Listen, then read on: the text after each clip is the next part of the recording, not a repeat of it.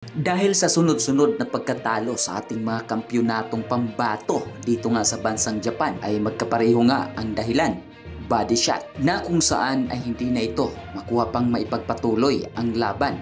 Isa na dito si Chuna Sultan at ang pangalawa dito itong si Vincent Astrolabio. At dahil nga dito sa sunod-sunod na pagkatalo sa ating mga pambato ay tumatak sa isipan ng maraming mga Filipino boxing fan ang isang katanungan.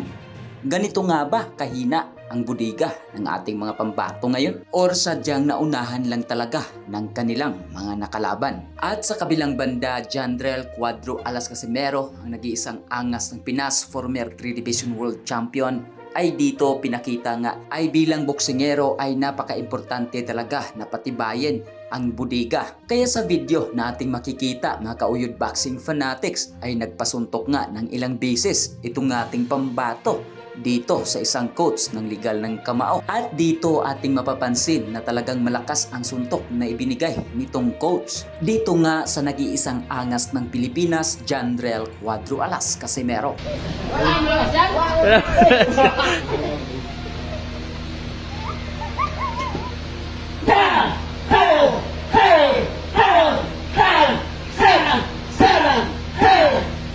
Idol Champ, makatalo kay kaya ino yan.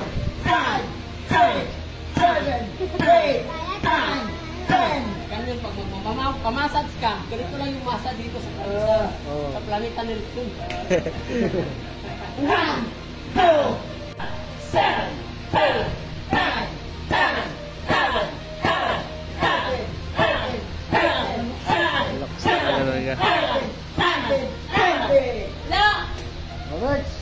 Next. Hindi na naman. Wala mo lang dyan.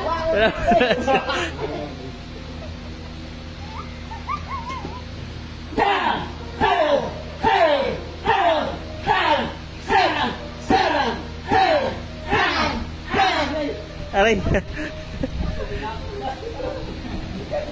Napoli. Idol Champ. Let's go, Idol Champ. Makatalo kay kaya ino yan. 5, 6, 7, 8, 9, 10. Ganyan pag pamasats ka, ganito lang yung masa dito sa planeta ni Rizkun. 1, 2. God bless Champ. Salamat talaga sa ano. Si Uyod pumunta ng Ormoc, nagiging champion na. Kaya nga eh. Hindi na lumakas siya sa'yo lahat. Dito na sa ano. Ito. Kailangan pagandaan mo to. Yes. Kasi bigat to. Nakapag-ensayo ka naman, oh. Diba? Oo. Nakapaganda ka na. Yun. Pag mahulog yan, mahulog din yung buhay mo dyan.